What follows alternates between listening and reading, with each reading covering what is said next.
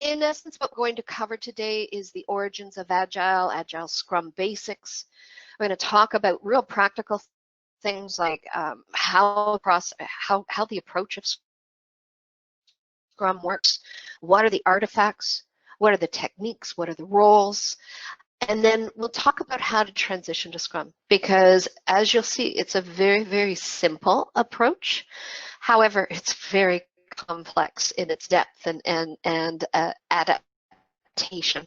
And it's meant to be. It's meant to be continually improved. So let's take a look at the origins of Scrum. So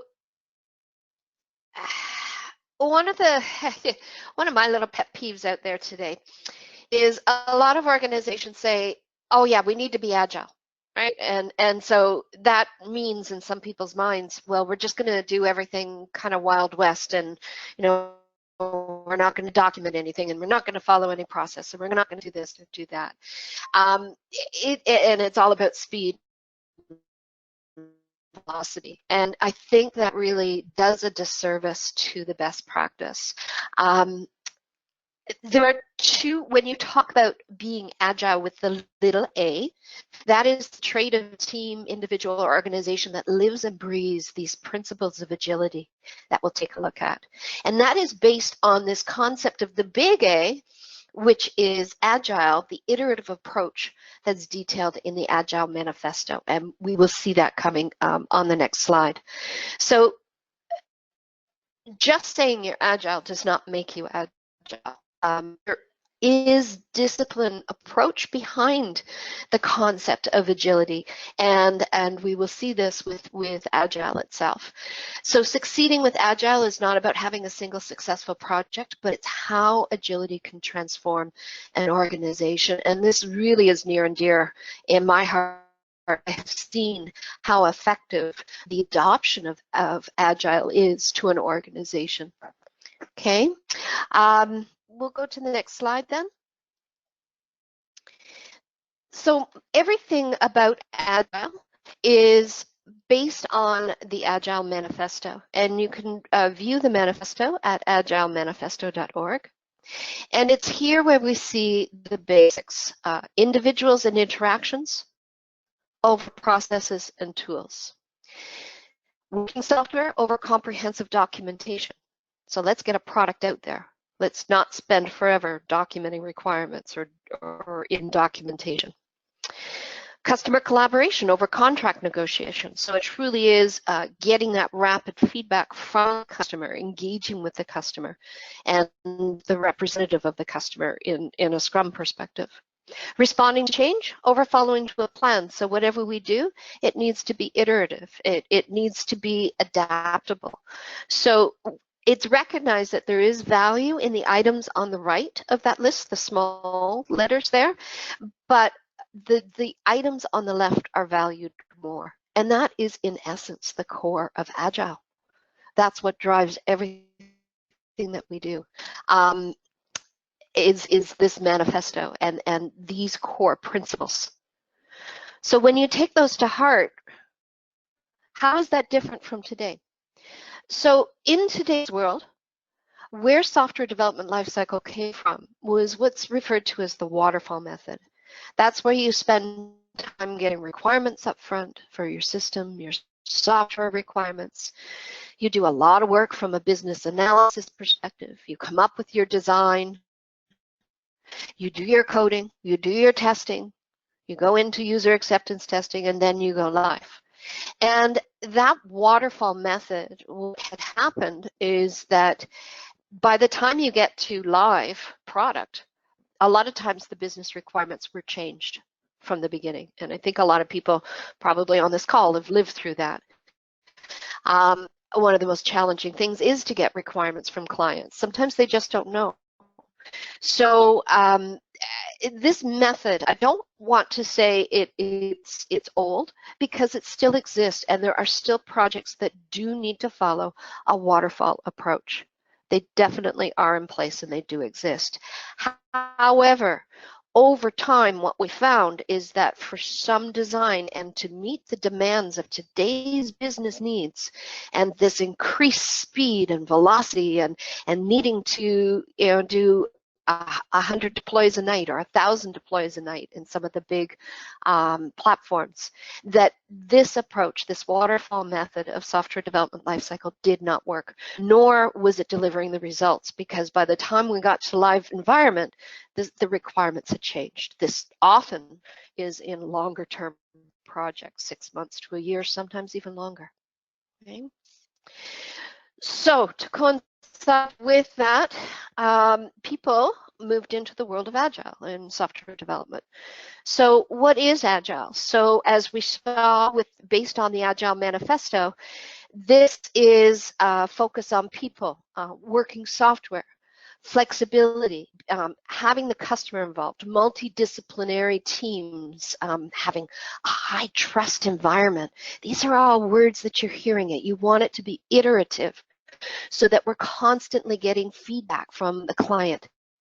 Incremental, so we can release in small chunks. This almost sounds a little bit like DevOps. Well, DevOps is based on this principle of Agile as well. It's very much integrated with this platform and core concepts of Agile.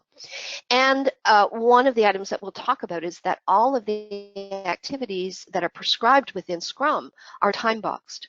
So there is some element of framework that we work within. However, it is not, it's very, very simple, and it is not prescribed, that it's not overwhelming. It's not overwhelming to go into, is what I want to share. I just saw a message here, a chat. How can you tell if an IT project is better suited for waterfall versus agile? That's a very good question. A lot of times it's based on the type of contract you have. So is it a fixed dollar amount contract where it's a very, very clear deliverable that you're driving towards, where it's very certain what you're going to deliver, that there is absolutely no opportunity for change within there, or very, very minimal amount of change. And it's typically driven through your regular project management perspective. Whereas within Agile, it tends to be a little looser. You do not perhaps know exactly the outcome that's desired. However, you are able to incrementally deliver value. So a lot of, we'll talk a bit more about feature delivered, feature development, etc. So it fits more into that mode. So there's no real cut and no fine measure of which ones fit each one, a waterfall approach versus an agile approach. However, those are some of the guidelines you can go with there. Okay. So if we move into the next, there are many agile frameworks out there that you may have experienced. So you've got XP, or extreme programming, and that's where you do the pair programming together. So you're checking code, you're sharing the code work, and it really is a iterative feedback approach. Crystal clear, not so common, but it is agile for smaller teams. There's also SAFe, so Scaled Agile Framework for enterprises. So that's the big high-end adoption of Agile and how you would approach that from an enterprise perspective. There are other Agile methods that are popular. So DSDM, which is Dynamic Systems Development Model, and that's based on what's called Moscow. So that's where you are developing based on must-have, should have, could have, and won't have. So that's Moscow. That's the MOSCW. FDD is your feature-driven development. So that's you're planning your development by feature. So you can start to see how this kind of development fits a little bit more into that agile stream as opposed to the, or is more agile in nature as opposed to the waterfall. And the final is agile unified process, and that's a lot of test-driven development that's included within there as well. And the most popular application of agile in a framework perspective is Scrum. And that's what we're going to focus the rest of the call on, is Scrum. Okay, but all of these other, they're based on the concept of agile. So they're based on these methodologies. So what is Scrum? It's a very simple framework that people use to address where you've got a complex problem. So perhaps even, as I said, in your waterfall approach, you know exactly what you need to deliver. There's no question about the outcome. Here is, well, we're going to work through it and we're going to come up with very creative solutions to be able to deliver the requirements that are needed by the business. So that is more that agile approach.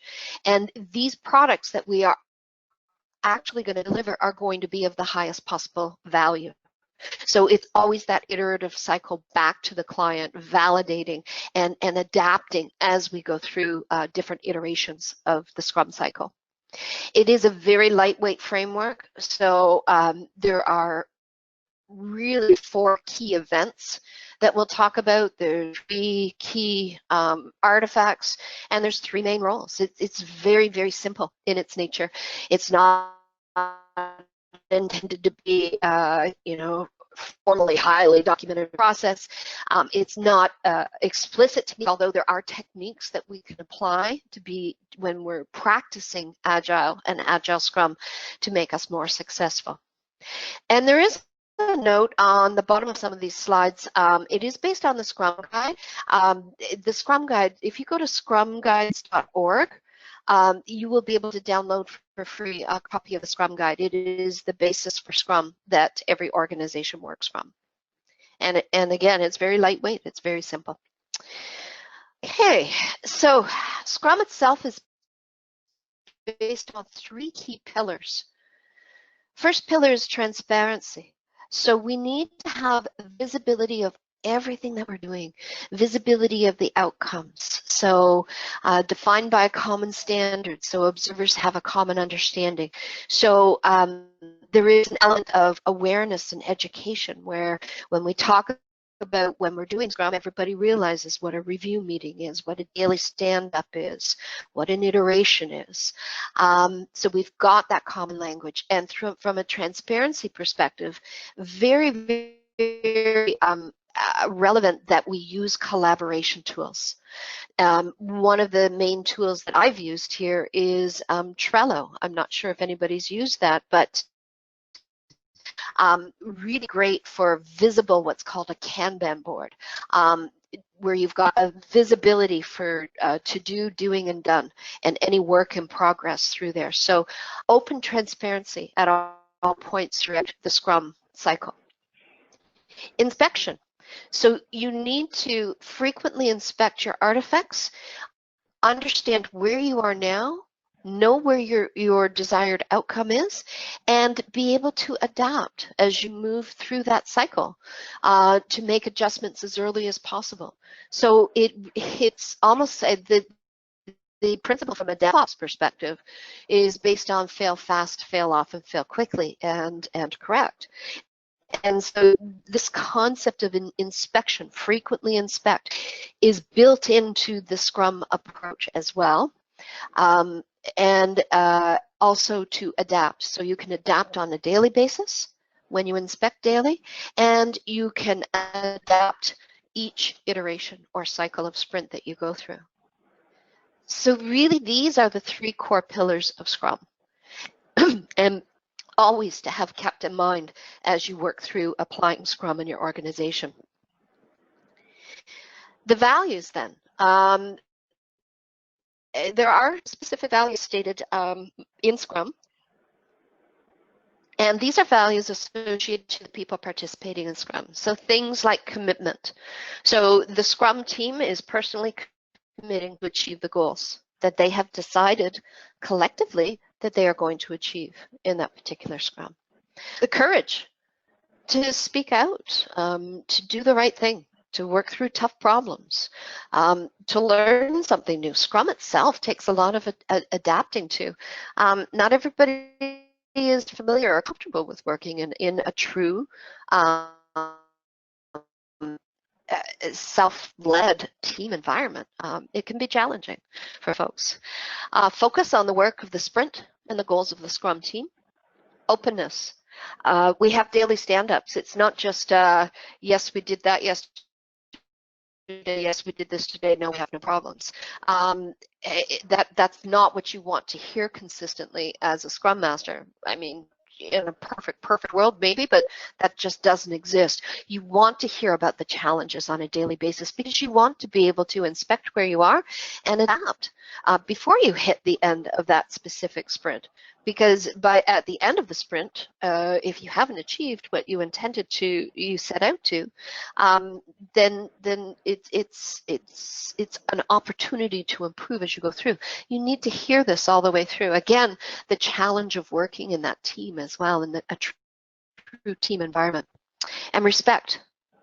I hear organizations all the time talk about we want a culture of high trust.